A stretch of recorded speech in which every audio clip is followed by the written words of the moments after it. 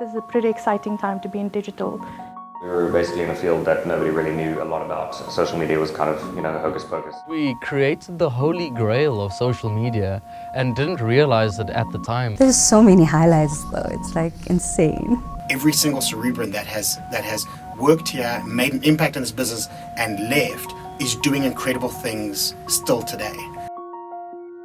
I remember when Mike first came to me and he said to me, I'm a blogger and I want to do this as a business. And he decided, well, there's no experts in this space, so I'll be that expert. And I always refer to that as stop voice law. In any area that requires an expert, whoever puts their hand up first becomes that guy. Mike was talking about social media and specifically blogging, because at that stage, Facebook was still kind of non-existent, and Twitter only came out around 2006, like a year later. He was this super nerdy, spectacled guy who used his arms a lot when he spoke, but he made a lot of sense. Call yourself a social media company. That's correct. What is that?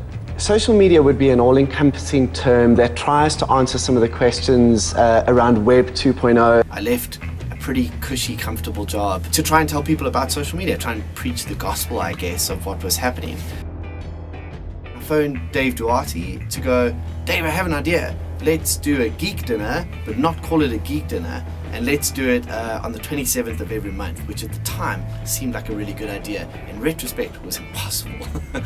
27 Dinner started as a blogger meetup originally. So it's quite common now to organize meetups using social media, but in those days, it was kind of revolutionary to put an open call out on the internet and then people magically appear where you say that they're supposed to. We decided that 27 Dinner, which at that stage was a bigger brand, I guess Cerebra was a great place to launch this new business of ours. So this company without a name, to be called Cerebra, was kind of born out of this emerging sense that there was this opportunity, and particularly around collaborative intelligence. It wasn't yet social media marketing. We launched it quite embarrassingly and poorly to a very small audience, but at that stage any idea was a good idea, right? And everybody was kind of coming up with the next thing, but we were excited, and that translated, I guess, into a level of enthusiasm at that stage, which very quickly evolved into a working business. At the beginning of 2007, Cerebra and Brandra shared a little office on 11th Street in Park Mall. Everything was second-hand because we had no money, but we had lots of fun. It was those days when you knew that you were starting something special. My very first client of Cerebra was SAB Miller, was breweries. It was the catalyst we needed for a proof of concept to be able to go to other clients and say, breweries, a legitimate brand, trusts us. Will you trust us as well? And very quickly after that, some of it with the help of Angus and other people in my network, we had opportunities with Samsung, Toyota, Standard Bank, and we were very lucky very early on to get a great deal of trust from brands that really mattered. One of the magic ingredients of the Cerebra culture, particularly when I was there, was learning culture. We could gather around at any point during the day if we found out there's a new technology or there's a new way to do something. I think there was always a sense that as a startup we wanted to achieve more, and we were always going to push the boundaries to get more. Because of that, we partied hard. We became very close. And the entire culture of the team was more like a science lab or a collegiate sort of university lab than it was a company. So yeah, it was pretty, I would say, kind of a little bit like a bit of a playground, but we still managed to get a lot of work done, which was cool. I started Emerging Media in 2002 when I was 26. A small little technology PR company working out of my mom's office and sleeping on a futon on the floor in her room, and that's pretty much how it started. He was essentially the best technical PR person in the country at the time. We did work for Oracle, for Symantec, for Google, Shuttleworth Foundation, and a range of other tech companies. Craig tells me we met at a blogging conference at Hacklebrook Estate in 2005. I don't remember that. I was being cool at the time, and I was riding a Segway. We just bought these Segways and made the first ones in the country. Who brings a Segway to a conference? Rich does. and we brought those across, and I was teaching the guys to ride, and everybody was crashing and everybody was falling off, and it was beautiful. Those two guys crashed into each other and the relationship was built, and it is now an amazing business. Mergers and acquisitions traditionally fail. 8 or 9 out of 10, depending on who you ask, fail miserably. They destroy value and they break up, and so that's really hard to do, and so the hard stuff in merging those two businesses was actually the easy stuff for them, and that's a testament to their relationship. As Facebook really started to emerge, we realized very quickly that it was a place where our clients could share content and engage with consumers in a very meaningful way. Craig's clients were asking for social and digital offerings. Our clients were saying, you're handling all this content in social, can't you also do PR? The first reason we chose Cerebra as our social agency is because of capacity. So at the time in the industry, very few businesses were at the right size and had the right understanding of the market. The second reason is that we plan to evolve more than just reactive to being more proactive, and they seem to have strategic capability. I'm not paid to say this, but I have to say that I would walk through fire for the guys at Cerebra. They saved my ass more times than I care to think. They were an integral part of my team. You know, I wasn't a separate thing. They cared about my stuff, you know, as though it was their own. And I don't think I've ever had a supplier relationship like that. So, as I said, walk through fire.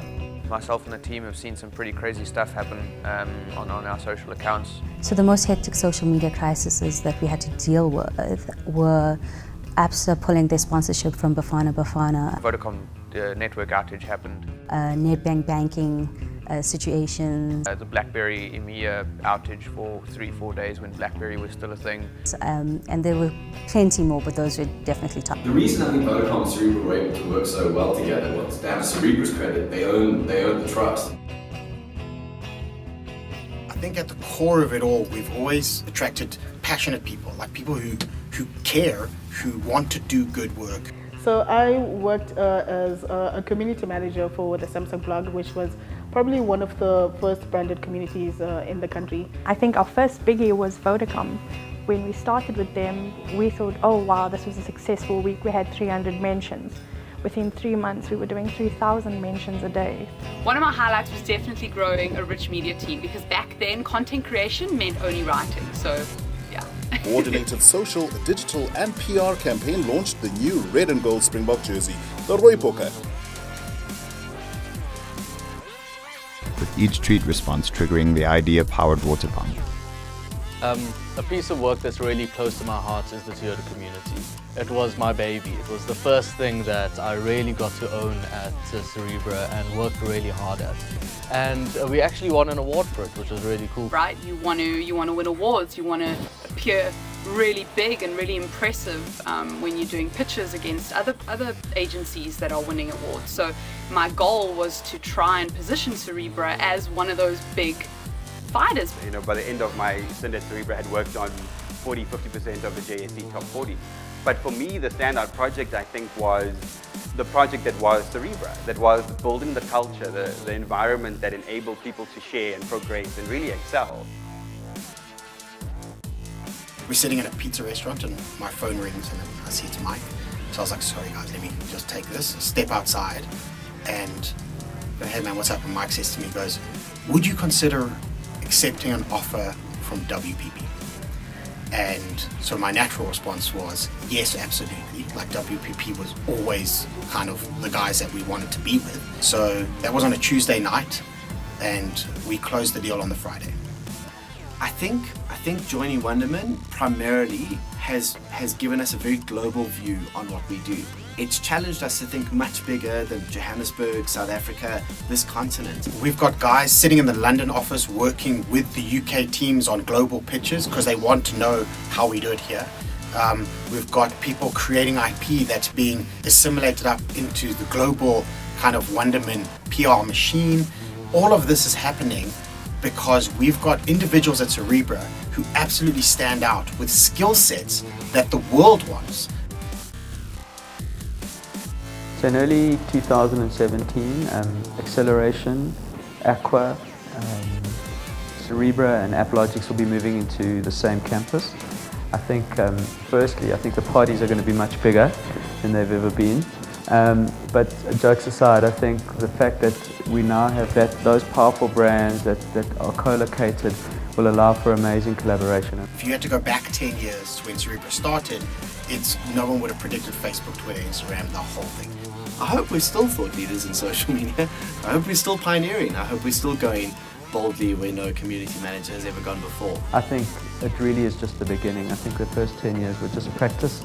I think it's just the beginning for what they have to offer.